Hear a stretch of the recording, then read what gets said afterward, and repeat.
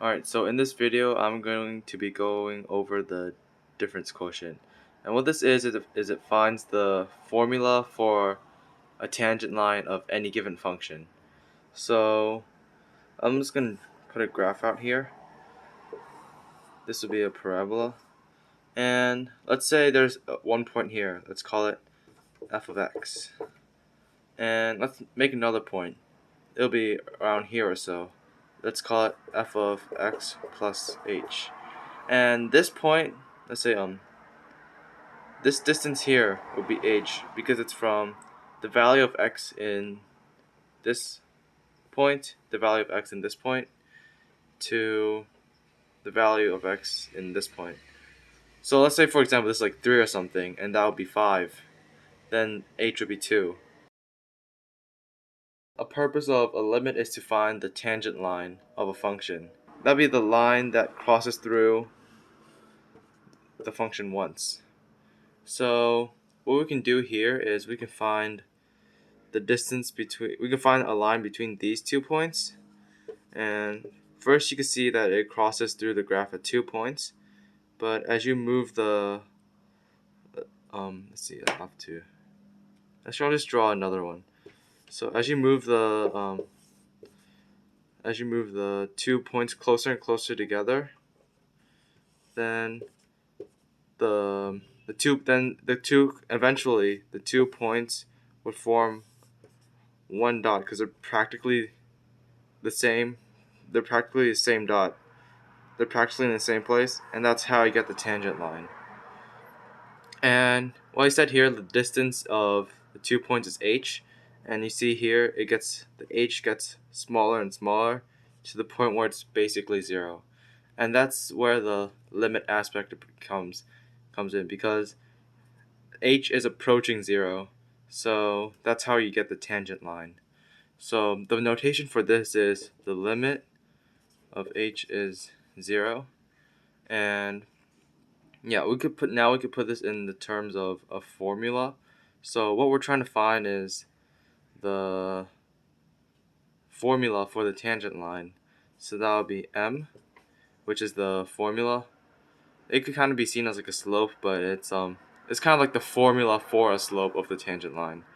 So you'll see. So it'll be equal to m of when h approaches 0. That is when the 2 points get close. It's closer and closer to the point where it becomes a tangent line. And what we do here is essentially changing y over changing x. And if you could recall, y is the same as f of x. So we could simplify this out to limit of when h approaches 0 to it's like y2 minus y1 over x2 minus x1. And what we could find here is this, let's say f of x, this one is the first, let's say this point is the first point, this point is f of x, and this point is h units added to x. That would be f of x plus h. So this would be y2 and this would be y1. So what we could do here is we could substitute that into here. So it would be f of x plus h minus f of x, and in the bottom we could use the x values. So it'll be x plus h, because that is the x value of this point up here, the f of x plus h, minus x. So what we did here is we substituted the x and y values for the x and y values up here, because we're switching the formula to the actual values in the function. So what we could do here is, you see how it's like x minus x at the bottom. We could simplify that so it cancels out,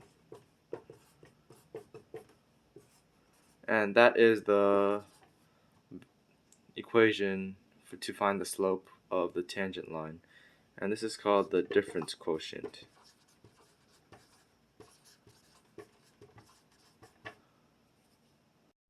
Alright, so here's an example of where we actually apply the difference quotient in a problem. So here's the equation, and what we're trying to do is find the slope when x equals 7. So what we would do is to find the overall formula first using the difference quotient formula, which is m equals when limit of when h approaches 0 in the formula of f of x plus h minus f of x all over h.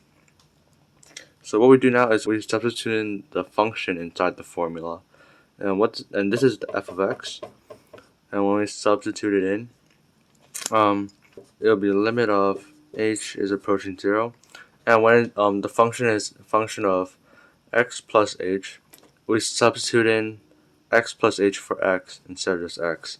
So it'll be 4 of x plus h squared plus 9 times x plus h minus 9, and all that is subtracted by the original function all over h.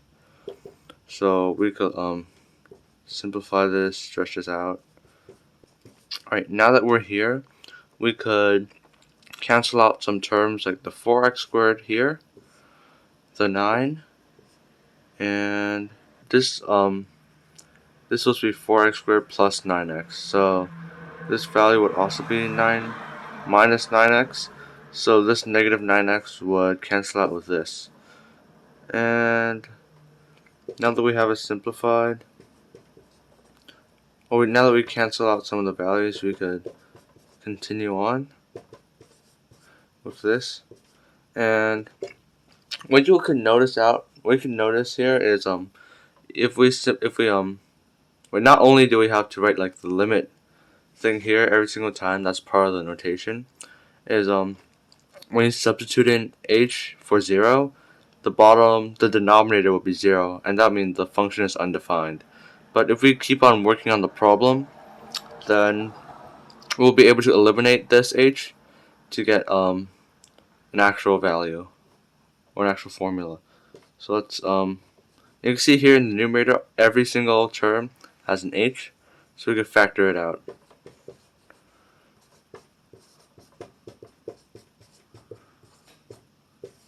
And these two cancel out, leaving us with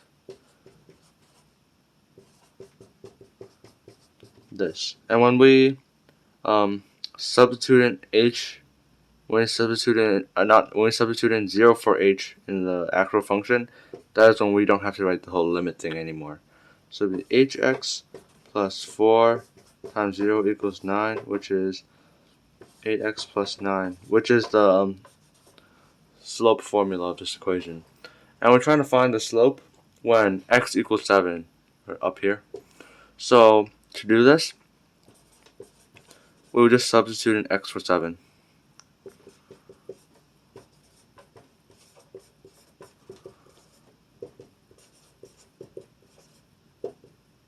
And that'll give us a slope of 65.